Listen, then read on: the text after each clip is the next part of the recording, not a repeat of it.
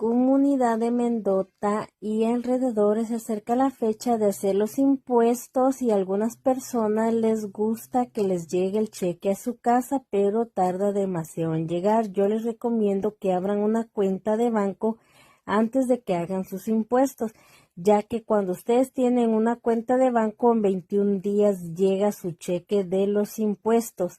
Las personas que tienen seguro social nomás tienen que presentar una identificación con foto y su seguro social, pero aquellas personas que tienen ITIN number nomás tienen que presentar 2 identificaciones con foto y su ITIN number. Algunos bancos requieren que lleven un bill donde salga su nombre y la dirección de donde ustedes viven.